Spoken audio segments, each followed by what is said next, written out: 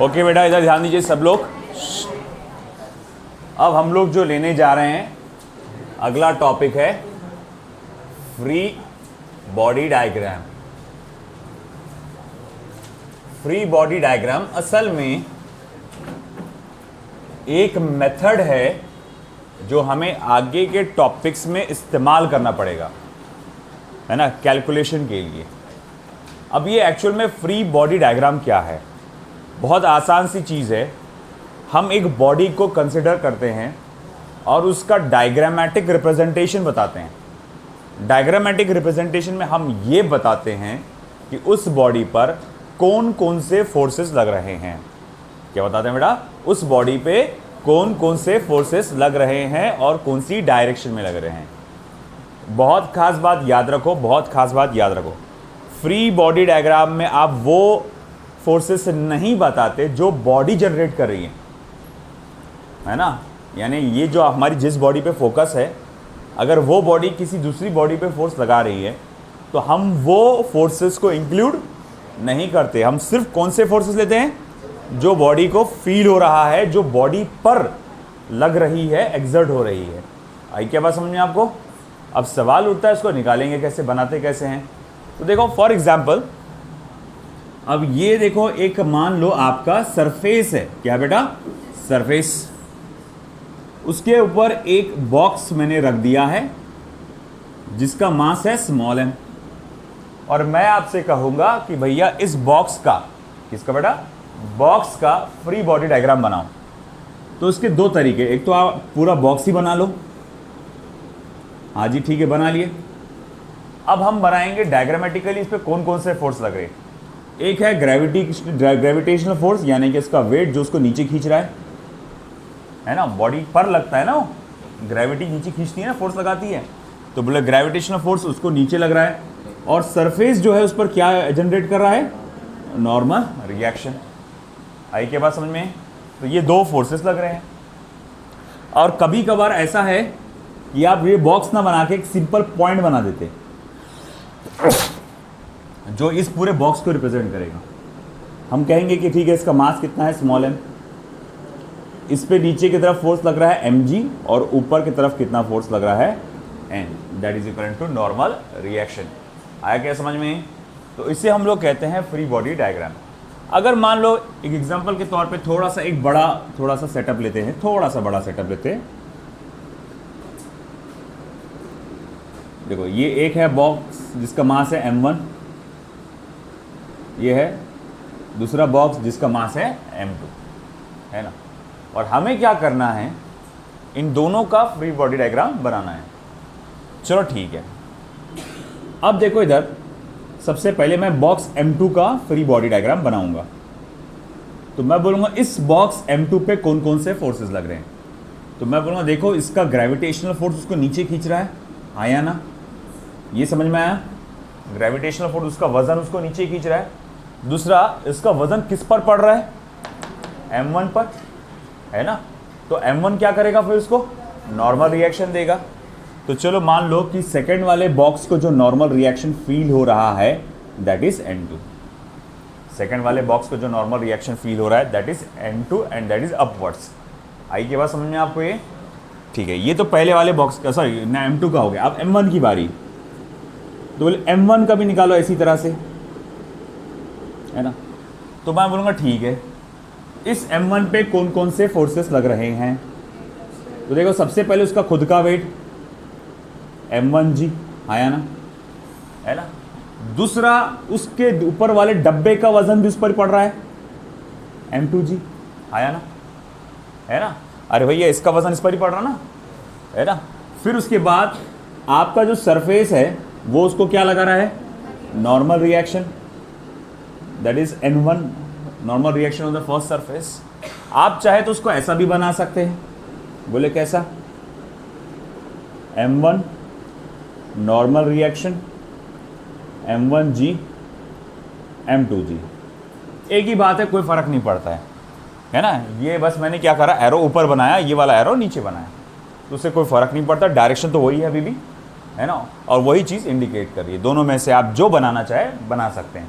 तो फिर से देखो, इस बॉक्स M1 पे कुल मिला के कौन कौन से फोर्सेस लग रहे हैं, तो मैंने बोला देखो कुल मिला के तो उस पर 3 फोर्सेस लग रहे हैं। एक उसका खुद का वेट है, एक ऊपर वाले डब्बे का वेट है, और एक सरफेस उसको ऊपर लगा रहा है। तो ठीक है, खुद का वेट नीचे की तरफ, ऊपर वाले डब्बे का वेट नीचे की तरफ, नॉर्मल रिएक्शन ऊपर की तरफ। आई क्या बात समझ में? तो इस तरह से हम लोग क्या बनाते हैं, फ्री बॉडी डायग्राम। मैं डेफिनेशन लिख लेता हूँ, हम एक दो ये एग्जाम्पल्स ले लेंगे और मल्टीपल और एग्जाम्पल्स लेंगे, फिर आगे बढ़ते हैं। ठीक है, तो फ्री बॉडी डायग्राम क्या है? और diagrammatic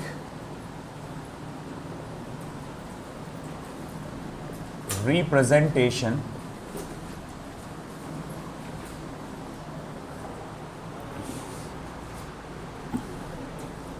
of a single body or a subsystem of bodies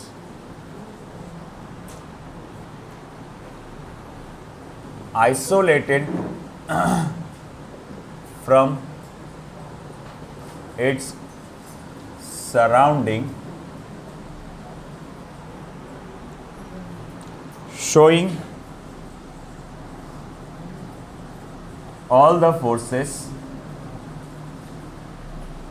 acting on it, showing all the forces acting on it.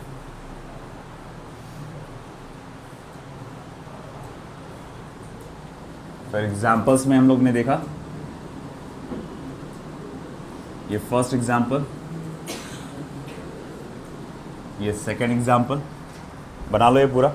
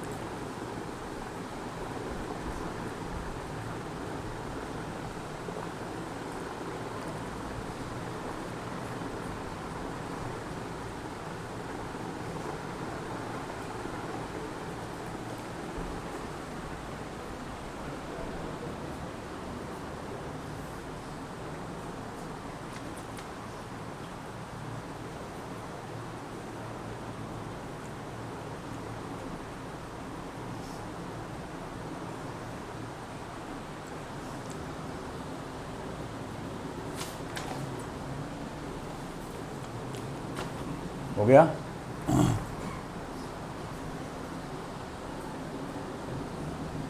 Definition लिखना हो गया सभी का?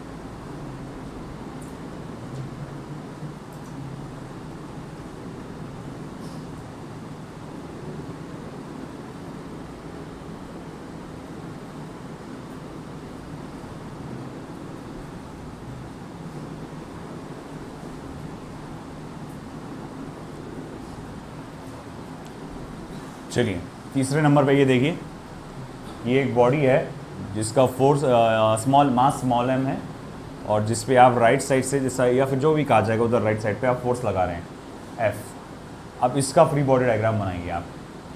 तो इसमें आपको वो बनाना है जो आपको उसको बॉडी को फोर्स फील होगा, वो सारी चीज़ें बनाना है ना। चलो देखो क्या आएगा, सोचो आप एक बार, सब लोग कोशिश करो, देखते हैं किसका एग्जैक्ट सही बनता है। आप ऐसा दबा रहे हैं बॉक्स को, तो इसका फ्री बॉडी डायग्राम बनाओ। क्या हो गया, क्या कैसा, किस ख्याल में डूबे हो? सिर्फ ये बनाना है कि इस पर कौन कौन से फोर्सेस लगेंगे और कौन सी डायरेक्शन में लगेंगे।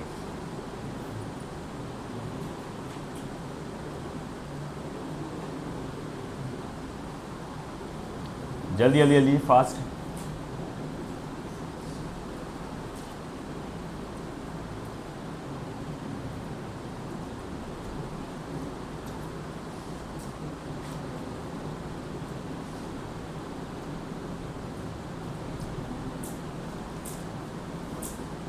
आ गया, आ गया, एक बनाया मैं। कौन कौन से लगाया? एक रह गया।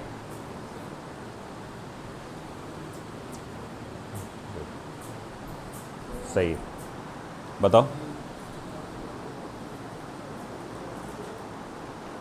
कितने फोर्स बनाए आपने?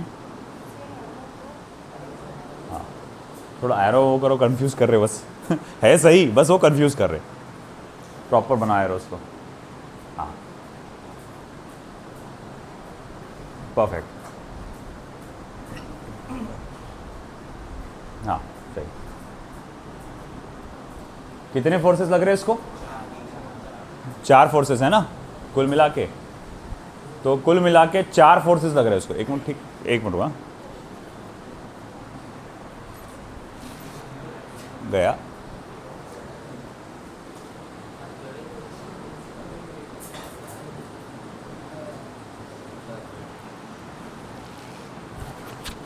लिहाजा पकड़,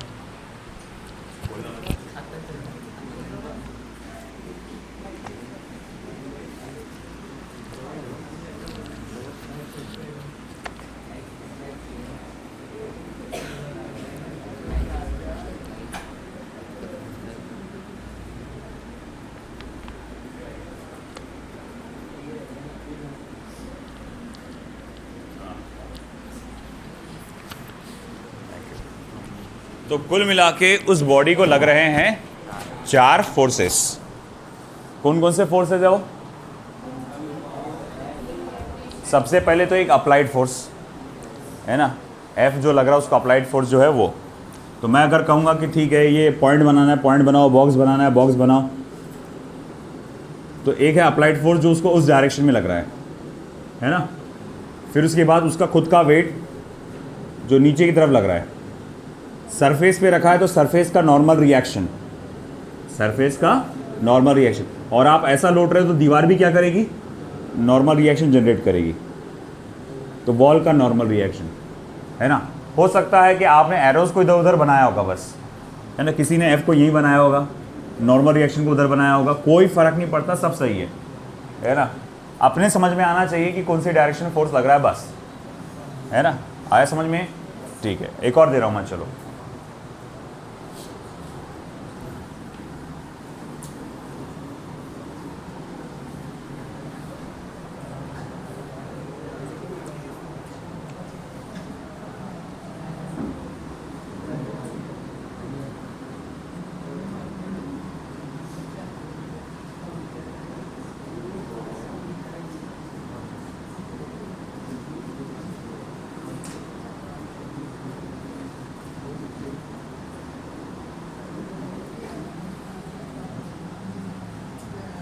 देखो इधर ये 2 डब्बों का सीक्वेंस है। आप इसको फोर्स लगा रहे हैं, मान लो वो मूव हो रहा है। अब इस दोनों डब्बों का फ्री बॉडी डायग्राम आपको बनाना है। चलिए हो जाइए शुरू, ट्राई करिए।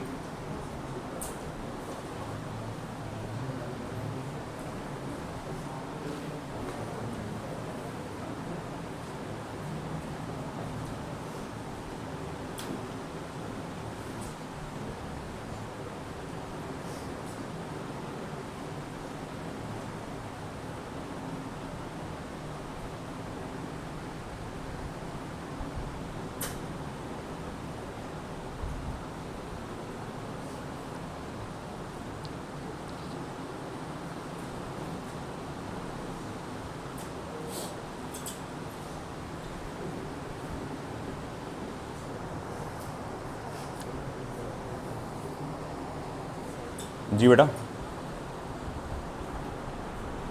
नॉर्मल रिएक्शन फोर्स, सरफेस का नॉर्मल रिएक्शन, वेट। हाँ नहीं, वो आगे सेकंड वाले को गड़बड़ कर दिया आपने। जो एफ जो है फोर्स सिर्फ पहले वाले ब्लॉक को लग रहा ना, अलग अलग बनाओ बेटा आप। और आपने फिर से वही गलती करा आपने भी, वही इस सेकंड वाले डब्बे को शायद से आपने फोर्स लगा दिए। क्या करो हाँ, अलग अलग करो डब्बों को, ऐसा एक साथ नहीं बनाना। इसमें क्या करना, ये इसको डिफरेंटली लेना अलग, उस पर लगने वाले फोर्सेस, M2 को डिफरेंटली लेना अलग, उस पर लगने वाले सारे फोर्सेस को ड्रॉ करना, है ना। आप एक साथ बना दे रहे सिस्टम को, ऐसा नहीं रहता। सिस्टम को बॉडीज को अलग अलग करना है अपने को। देखो जैसे कि पहले वाला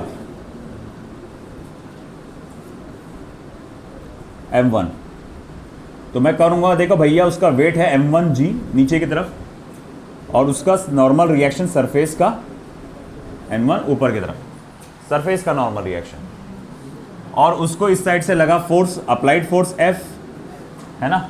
अब हो रहा क्या कि ये M1 जो है M2 को लौटेगा, M1 जो है M2 को लौटेगा, तो M2 क्या करेगा, नॉर्मल रिएक्शन जनरेट करेगा अगेन। तो मैं कहूँगा ठीक है, ये है नॉर्मल रिएक्शन मान लो between N1 and 2, first box and second box. तो चलो उसको N12 कर डालता हूँ मैं, समझ में आया ना ये। तो इस पे इस तरह के फोर्सेस लग रहे, ये एरो को आप इधर बता सकते, ये एरो को आप इधर ले जा सकते, कोई फर्क नहीं पड़ता, एक ही बात है। और रही बात आप M2 की, अगर M2 की बात करूं मैं, देखो आपके बॉक्स ने जितना फोर्स है उसको ढकेला, आपके बॉक्स ने जितने फोर्स से दूसरे बॉक्स को ढकेला, दूसरे बॉक्स ने उतनी फोर्स से उसको वापस अपोज किया, है ना। तो मैंने बोलूंगा कि इसने कितने फोर्स से अपोज किया था, N12, तो इसने भी कितने फोर्स से ढकेला होगा उसको, N12। तो मैं बोलूंगा M2 डब्बे को कितना फोर्स लगेगा, N12, है ना, उसका वेट M2G, और नॉर्मल रिएक्शन N2। समझा गया भाई, पक्का समझा, ठीक है। अब अगला,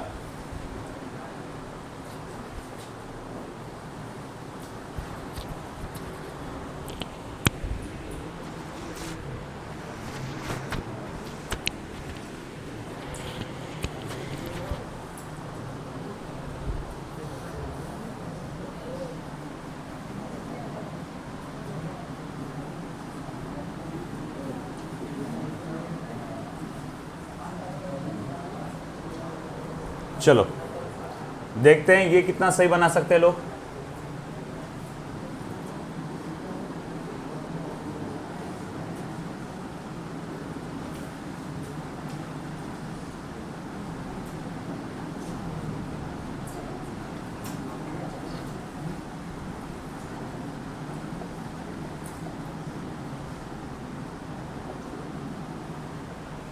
बनाओ फ्री बॉडी डायग्राम।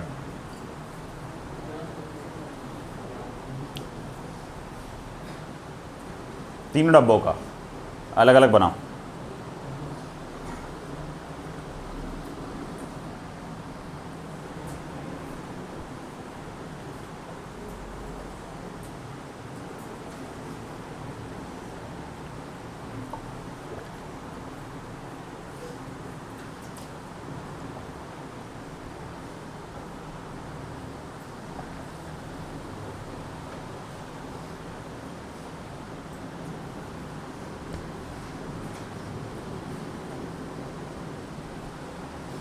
बताइए।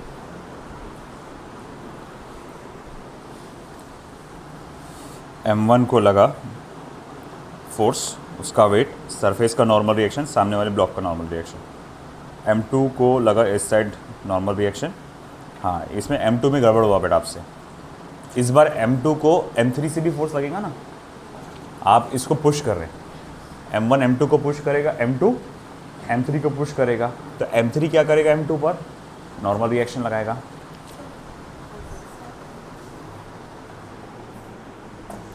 हाँ, तो नाम नहीं, वो आखिरी वाला गलत हुआ तुम्हारा, तीसरा वाला।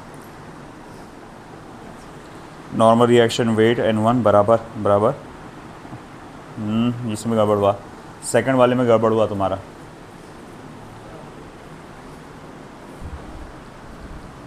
बताओ 1 2 3 नहीं, बस 1 2 रहता। हाँ, तीसरे का क्या, उसको तो 1 और 2 को से ना, उसको थोड़ी मालूम आगे कौन है, वो तो बस डब्बे 2 को ढकेल रहा हो। लेबलिंग में गलत हुआ, बाकी सब सही है। तीसरा वाला गलत हुआ, M3 डब्बा गलत हुआ। सही है, सही है, सही है। N1 ये क्या 1 2 है ना, 1 2, ये 2 3, ये 2 3 आएगा फिर दूसरा तीसरे डब्बे के बीच का। एक मिनट बेटा, हाँ परफेक्ट। 1 2 इस पे बेटा, इस पे भी लगेगा ना, ये वाला इस पे लगा रहा तो ये इस पे एग्जर्ट करेगा वो। ये जो एरो है ना, इसका है M2 का। रुक बताता मैं, एक मिनट को देखो, सब लोग देख लो। सबसे पहले देखो इधर, बात करते हैं M1 की।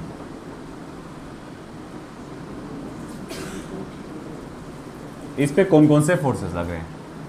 एक है अप्लाइड फोर्स F, उसका खुद का वेट है M1G, और सरफेस का नॉर्मल रिएक्शन है N1। सरफेस का नॉर्मल रिएक्शन है N1, हाँ या ना? सरफेस का नॉर्मल रिएक्शन है N1। अब बात करते हैं कि हम देखेंगे कि हमारा पहला डब्बा दूसरे डब्बे को लौटेगा, तो दूसरा डब्बा उसके मोशन को क्या करेगा, अपोज करेगा, जिसके कारण ये दूसरा डब्बा पहले डब्बे को लगाएगा फोर्स, जिसको रखेंगे हम normal reaction between the first and the second box. N1 2 का मतलब हुआ normal reaction between the first and the second box. ये पहले डब्बे का समझ में आया सभी को, है ना, प्रॉपर आया सभी को, ठीक है। फिर उसके बाद मैं बात करूंगा दूसरे बॉक्स की। दूसरे बॉक्स का मास कितना है बेटा, M2, its weight is M2G and the surface normal reaction is N2। हमने क्या देखा बेटा कि देखो फर्स्ट बॉक्स जो है सेकंड बॉक्स को लौटता है, तो सेकंड बॉक्स उसका रिएक्शन देकर वापस उसको लौटता है, और कितने फोर्स से लौटता है, जितने फोर्स से उसने इसको ढकेला था। तो हमको मालूम है कि इसको रिएक्शन फोर्स कितने का मिला, N1 2 का, तो एक्शन फोर्स भी कितने का होगा, N1 2 का। तो मैं कहूँगा कि पहले डब्बे ने दूसरे डब्बे को N1 2 फोर्स से ही लौटा होगा। आया समझ में, कि पहले डब्बे ने दूसरे डब्बे को N1 2 फोर्स से ही लौटा होगा, है ना। अगर उसने भाई मान लो सामने वाले ने 2 थप्पड़ मार के दिया तुमको, तो इसका मतलब क्या हुआ कि भैया मान लो उसने रिएक्शन में दिया तुमको, तो मतलब तुमने भी 2 मारे होंगे उसको, इसलिए उसने भी तुमको 2 रख के दिया। तो भाई वही बात हो गई यहाँ पर कि यहाँ रिएक्शन में उसको कितना दिया, N1 2, है ना, तो एक्शन भी कितने का होगा, N1 2 का। फिर हमने देखा कि दूसरा डब्बा क्या करेगा, तीसरे डब्बे को लौटेगा। अगर दूसरा डब्बा तीसरे डब्बे को लौटेगा तो तीसरा डब्बा भी क्या करेगा, दूसरे डब्बे के मोशन को अपोज करेगा, और उसके कारण वो नॉर्मल रिएक्शन जनरेट हो जाएगा उनके बीच N2 3, है ना, normal reaction between the second and the third box. अब बात करते हैं M3 की। तीसरा मास, इसको लगा इसका नीचे का वेट M3G, ऊपर का लगा N3, सरफेस का नॉर्मल रिएक्शन। अब देखो उसको ये M3 डब्बे को दूसरा डब्बा लौट रहा है, कितने फोर्स से लौट रहा है, तो N2 3 फोर्स से, है ना। इधर साइड कोई है क्या, नहीं है, तो इधर साइड से कोई फोर्स नहीं लगेगा। तो इस तरह से तीनों का आना चाहिए आपका। आया समझ में आपको? चलो लिख लो। कोई कंफ्यूजन किसी को रहा, कुछ भी रहा तो पूछ लो।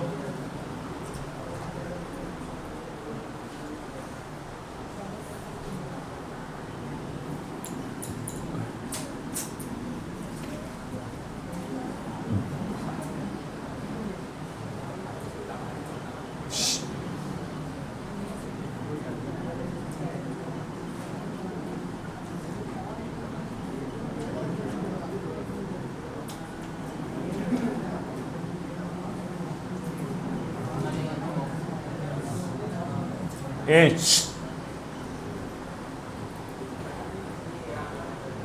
बना सकते, बनाओ।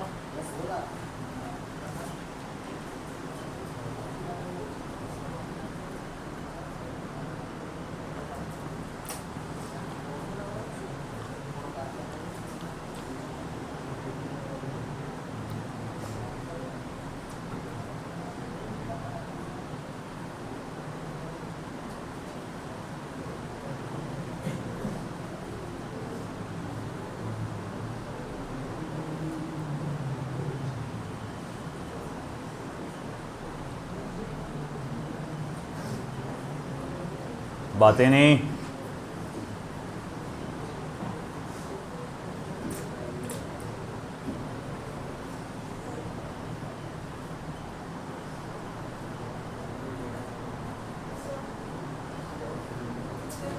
हाँ mg कहाँ है? ऐसा भैया वेट सीधा जाता नीचे और अप्लाइड फोर्स तो है ही नहीं। नहीं बेटा गलत हो गया आपसे भी, नहीं गलत हो गया। हाँ वो mg साइन थीटा होता है, वो mg सीधा नीचे की तरफ रहता है, वेट जो है ना नीचे की तरफ रहता है हमेशा। आपने टेढ़ा बनाया, ऐसा बनाई हो, सीधा जाएगा वेट नीचे। देखो एक बात, ये वाला बहुत इंपॉर्टेंट है, ये वाला, क्योंकि आगे जाके आप बहुत सारे प्रॉब्लम्स देखने वाले जो इस तरह के रहेंगे, बहुत सारे।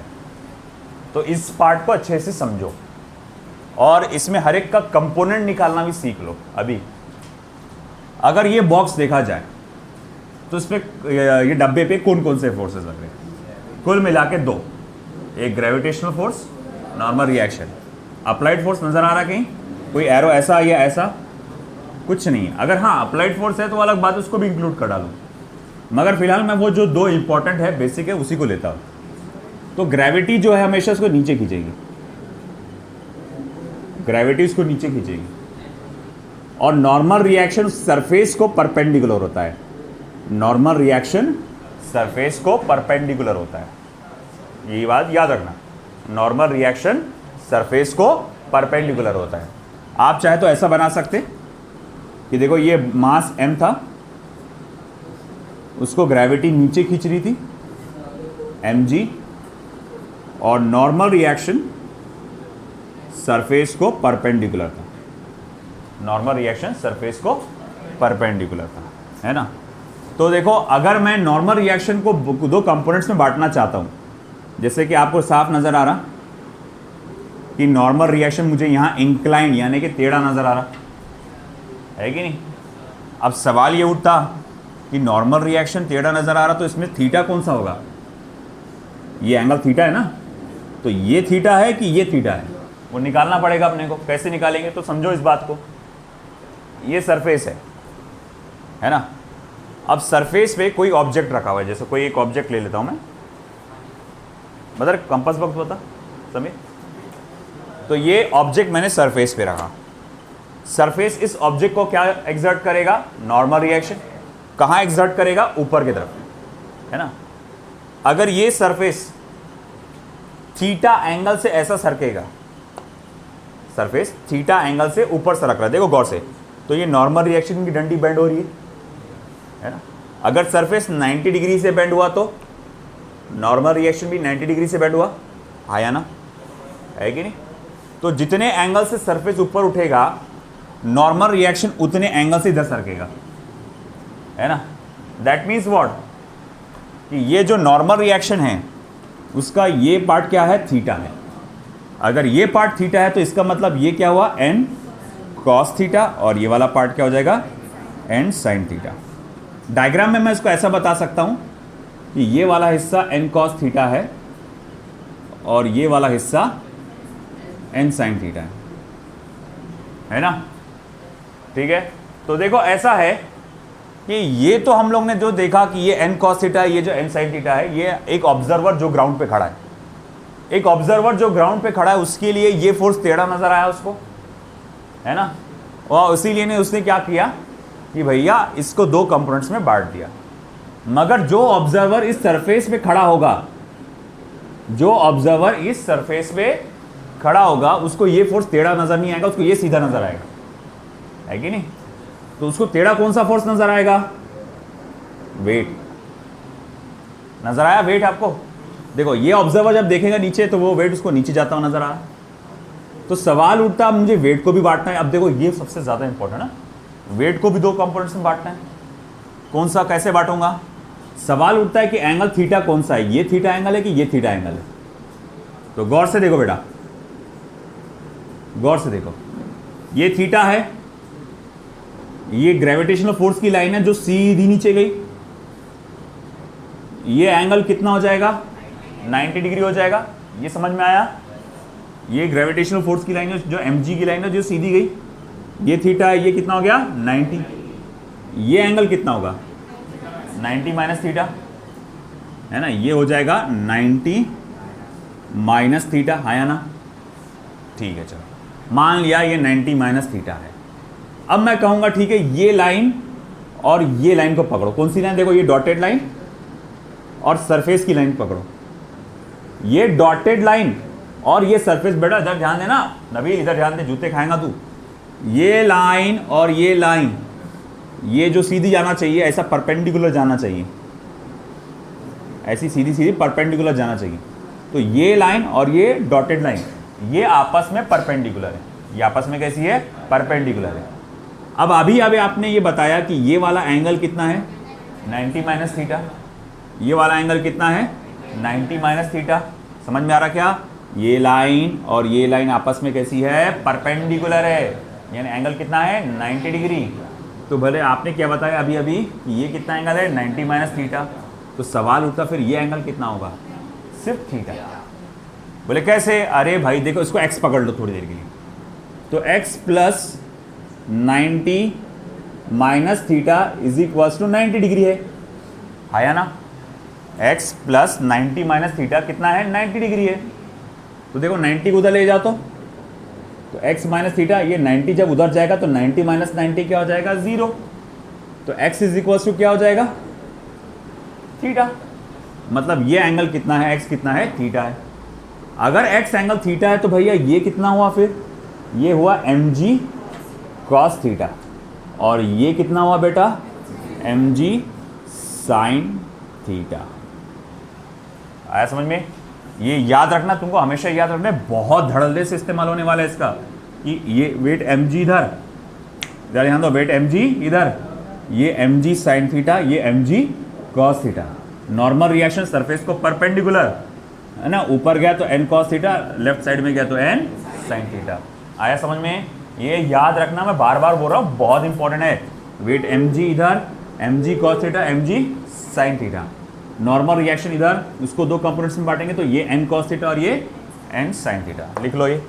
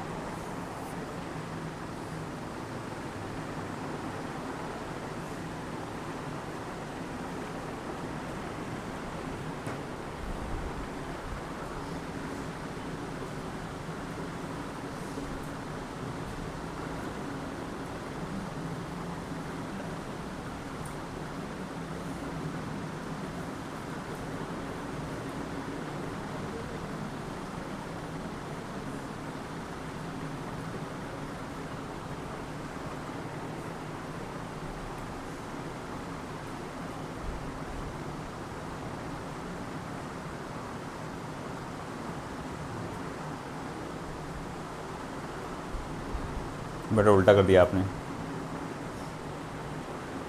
वो वाला एम जी साइन थीटा, ये वाला एम जी कॉस थीटा है।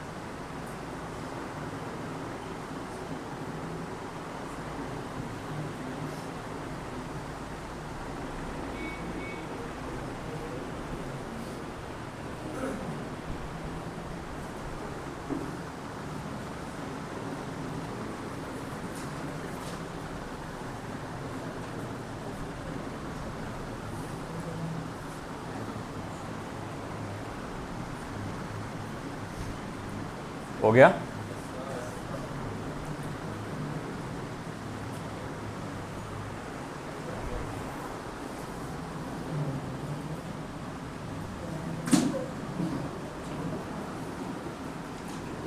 एक रिजिड सपोर्ट है, उससे एक रस्सी या एक धागा अटैच है, उससे एक मास लटकाया हुआ है जिसका मास है स्मॉल एम। इसका फ्री बॉडी डायग्राम बनाओ।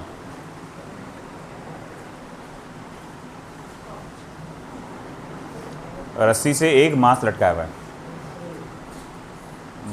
एम मास का फ्री बॉडी डायग्राम बना के दिखाओ। बहुत आसान है। सॉरी, इसमें नॉर्मल रिएक्शन नहीं आता। नॉर्मल रिएक्शन, हाँ टेंशन आता, तो टेंशन ऊपर खींचेगा ना डब्बे को। हाँ परफेक्ट। तो वेरी सिंपल, देखो इधर, यहाँ पर फोर्सेस क्या जनरेट होते हैं। रस्सी में का टेंशन उसको ऊपर खींचता है और उसका जो वेट है ग्रेविटेशनल फोर्स उसको नीचे खींचता है। तो इन केस अगर आप फ्री बॉडी डायग्राम बनाते हैं इसका, तो आप बनाएंगे ऐसा, टेंशन ऊपर की तरफ और उसका वेट नीचे की तरफ। आया समझ में?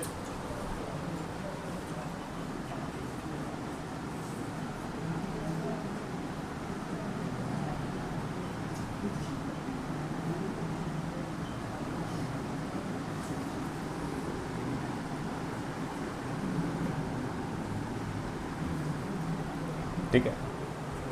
अब मास आपका दो वायरों से लटका हुआ है। फर्स्ट एक वायर है 1 और दूसरा वायर का नाम है 2। तो अब इसका फ्री बॉडी डायग्राम बनाओ।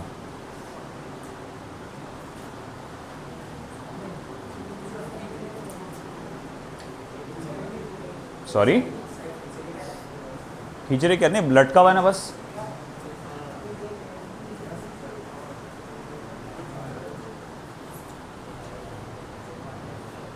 नाम दे दो टेंशन्स के, T1 T2।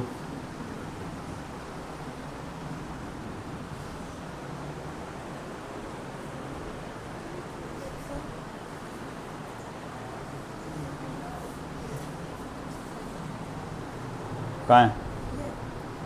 रस्सी तो टेढ़ी है ना वो। वजन, हाँ सही है। एरोस बनाओ बराबर बराबर। देखो इधर, एक है उसका वेट जो उसको नीचे खींचेगा mg। ये रस्सी में जो टेंशन क्रिएट हो जाएगा T1 और ये रस्सी में जो टेंशन क्रिएट हो जाएगा T2। तो मैं इसको ऐसा बना सकता हूँ कि देखो इस साइड में गया T2, ऐसा आड़ा गया T1 और नीचे की तरफ वेट आया mg। आया समझ में?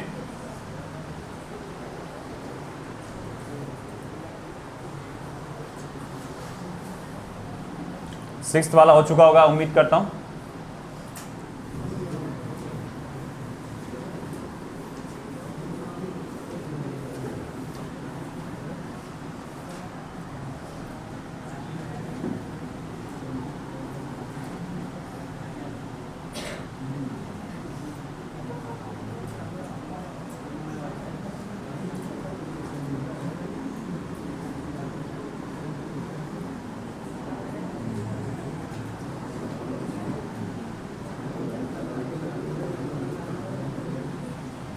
देखो इधर दो डब्बों की सीरीज है, दोनों डब्बों को रस्सी से जोड़ा हुआ है और उसे खींचते हुए लेके जा रहे हैं आप।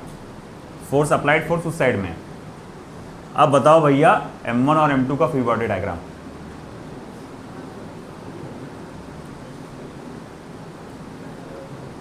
M1 और M2 का फ्री बॉडी डायग्राम।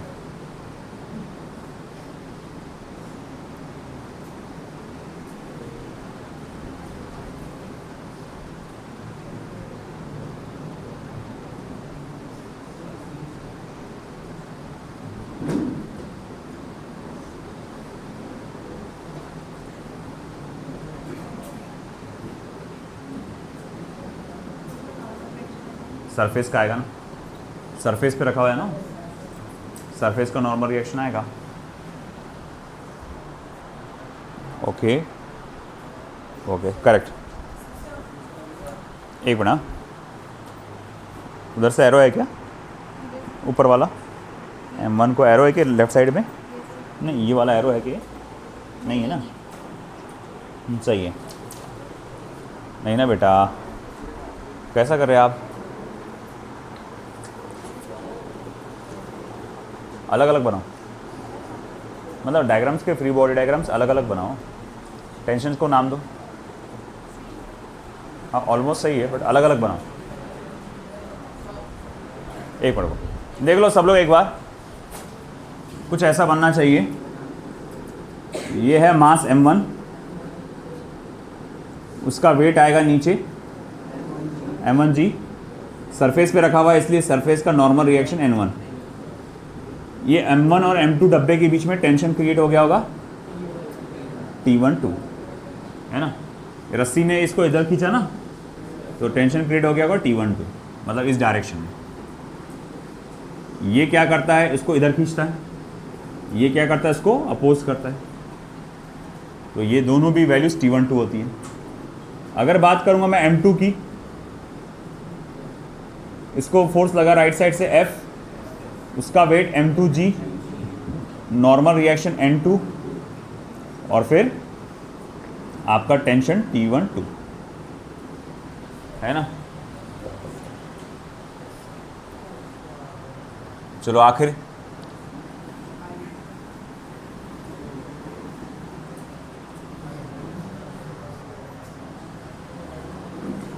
लास्ट वाला,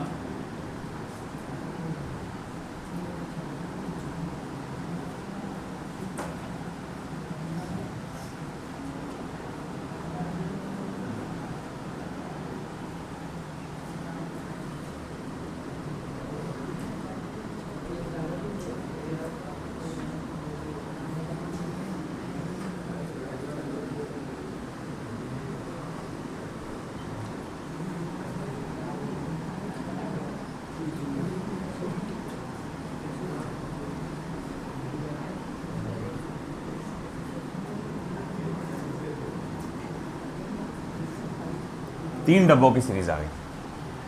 अब बताइए,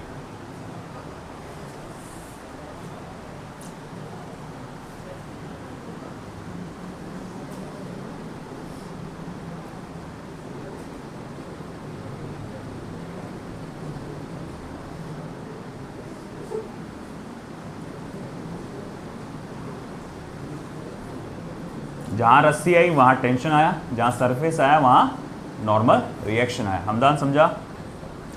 अदनान?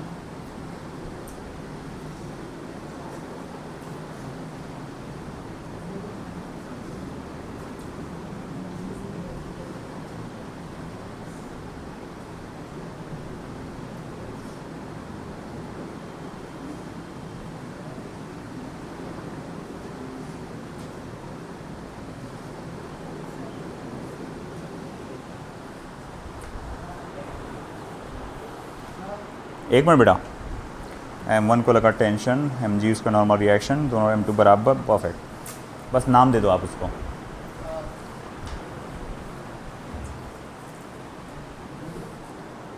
नॉर्मल रिएक्शन, इसका वेट है ना M2G, M2G बेटा नाम, M1G लिख इसको अच्छे से पूरा, T12 बराबर बराबर बराबर, हाँ बराबर बराबर। इसका बेटा फोर्स नहीं लिखा है ना तुमने? इस पे फोर्स रहेगा ना? डब्बे कहाँ है? नहीं नहीं, इसके फोर्स कहाँ है? हाँ देख लो, हो देख लो रे भाई, इधर देख लो, एक काम चेक कर लो। अगर मैं M1 बॉक्स को बनाता हूँ, इस पे लगने वाले फोर्सेस, उसका खुद का वेट नीचे की तरफ M1G, normal reaction N1, surface का नॉर्मल रिएक्शन N1 ऊपर की तरफ। फर्स्ट देखो, इसके अंदर जो टेंशन क्रिएट होगा, ये वाला डब्बा इसको इधर खींचेगा, तो इसको फोर्स फील होगा T12, फर्स्ट और सेकंड बॉक्स के बीच में टेंशन T12। फिर आई बारी सेकंड बॉक्स की, जिसका मास m2 है, उसका वेट नीचे m2g, नॉर्मल रिएक्शन n2। वो क्या रहा है कि अब आपका देखो, जब आपका दूसरे नंबर का बॉक्स पहले वाले बॉक्स को खींचता है फोर्स T12 लगाकर, तो ये भी क्या करेगा, उतना ही फोर्स से उसको अपोज करेगा, है ना। मगर इसको इधर से भी फोर्स फील हो रहा है, T23। फिर रही बात m3 की, उसका वेट m3g, और फिर नॉर्मल रिएक्शन आपके सरफेस का मान लो n3। राइट साइड से फोर्स लगा F, और फिर यहाँ जो टेंशन क्रिएट हो गया था T23। आया समझ में? तो ठीक है, ये था फ्री बॉडी डायग्राम का कंसेप्ट, है ना। ये डायरेक्ट ऐसा ये नहीं बोलता कोई पद बनाओ, इसका फ्री बॉडी डायग्राम बना के बताओ, ऐसा नहीं है। ये हमारा हेल्पिंग हैंड है। आगे के प्रॉब्लम सॉल्व करने में हमको फ्री बॉडी डायग्राम बनाना ही पड़ता है, तो उसके लिए ये सीखना पड़ता है। आई बात समझ? अगला जो टॉपिक है इक्विलिब्रियम ऑफ पार्टिकल्स, वो कर लेंगे हम लोग, है ना। चलिए आज के लिए इतना ही काफ़ी, आज थोड़ा सा शॉर्ट है।